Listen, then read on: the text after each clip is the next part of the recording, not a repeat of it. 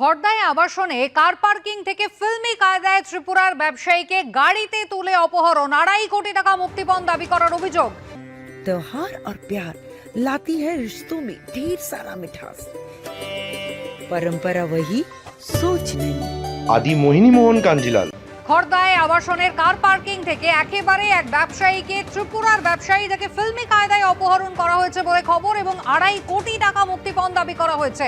ময়ূক ঠাকুর চক্রবর্তী আমাদের প্রতিনিধি রয়েছেন আমাদের সঙ্গে। ময়ূক, বিস্তারিত জানতে চাইবো। দেখো, সেপ্টেম্বর মাসের শুরুর দিকের ঘটনা। পুলিশ সূত্রে যেটা খবর পাওয়া যাচ্ছে যে খড়দার একটা আবাসনের মাল্টি লেয়ার কার পার্কিং, সেখান থেকে ত্রিপুরার এক ব্যবসায়ী যে ওই আবাসনে থাকেন, তিনি যখন তার ফ্ল্যাট থেকে নেমে তার কার পার্কিং এ যাচ্ছিলেন তার ব্যক্তিগত গাড়ি বার করার জন্য, তখন আচমকাই যেটা অভিযোগ হয় যে আচমকাই একটা গাড়ি আসে, সেই গাড়িতে বেশ কয়েকজন ওই ব্যবসায়ীকে ওভারপাওয়ার করে গাড়িতে তুলে নেয়, তুলে নিয়ে তাকে অপহরণ করে এবং তারপর ওই ব্যবসায়ীর বান্ধবী এবং ব্যবসায়ীর দাদাকে ফোন করা হয়।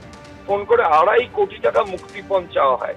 ঘটনার পর ওই ব্যবসায়ীর পরিবারের সদস্যরা তারা খড়দা থানায় একটা লিখিত অভিযোগ দায়ের করে। তদন্ত নেয় সিআইডি, রাজ্য পুলিশের গোয়েন্দা বিভাগ।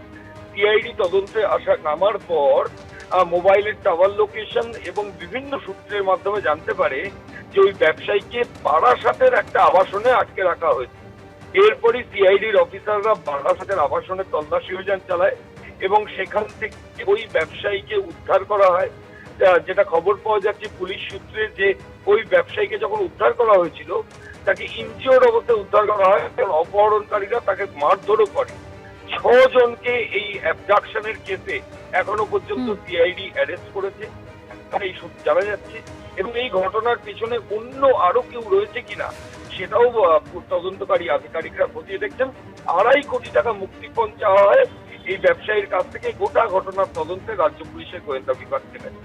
ময়ূক, ধন্যবাদ।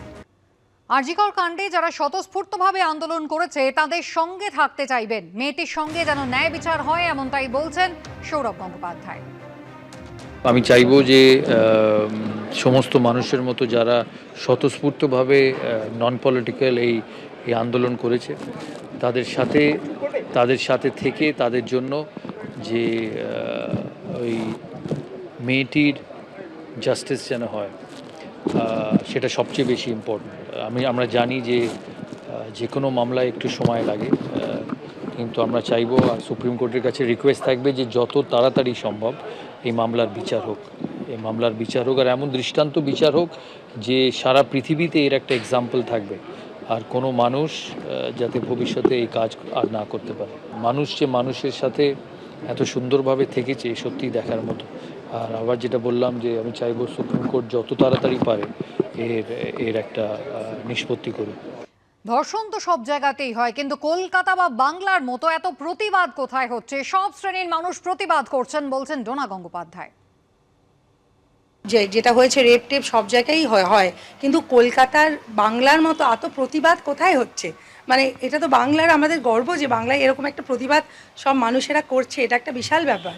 তো এটা আমার মনে হয় এটা মানে যেই দিকে ব্যাপারটা খুব দুঃখিত, সেই রকম সব শ্রেণীর মানুষ এসে প্রতিবাদ করছে।